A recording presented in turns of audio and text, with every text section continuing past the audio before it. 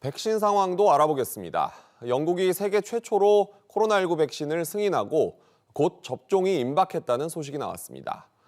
그렇다면 우리나라 백신 공급 계획은 어떤지, 또 부작용이 발생하면 어떻게 해야 하는지 이한나 기자와 알아보겠습니다. 이 기자, 먼저 나라 밖 상황과 우리나라 상황 차례로 전해주시죠. 네, 오늘 영국이 세계 최초로 코로나19 백신을 승인했습니다. 네. 미국의 화이자 백신을 승인했는데요. 당장 다음 주부터 접종에 들어갑니다.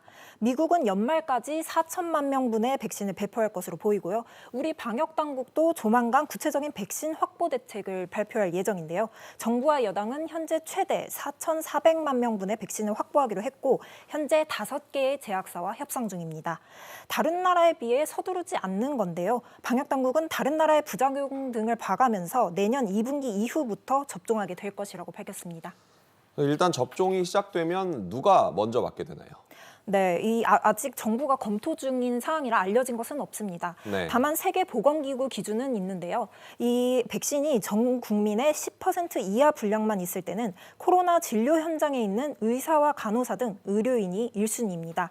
그다음은 치사율이 높은 고령자와 만성질환자 순으로 권고돼 있습니다. 이 백신이 급하게 개발되는 만큼 부작용 우려도 끊이지 않잖아요.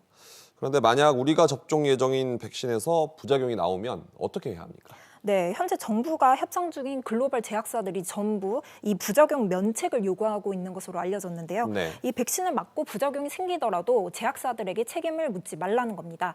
이건 다른 나라도 마찬가지인 상황인데요. 이 팬데믹 상황인 만큼 백신을 찾는 국가는 많은 반면 이 공급은 매우 적기 때문입니다.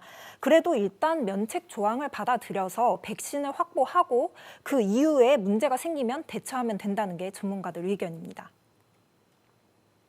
접종에 있어서는 최대한 안전을 고려해서 확보된 백신이 만약에 안전상의 이슈가 아주 크게 등장한다면 사용하지 못하는 상황도 발생할 가능성이 있기는 합니다. 코로나19 종식과 동시에 이 백신 안전성도 중요한 만큼 앞으로 부작용 문제에 이목이 크게 쏠릴 것으로 보입니다. 좀 더 지켜봐야겠군요. 이 기자 잘 들었습니다.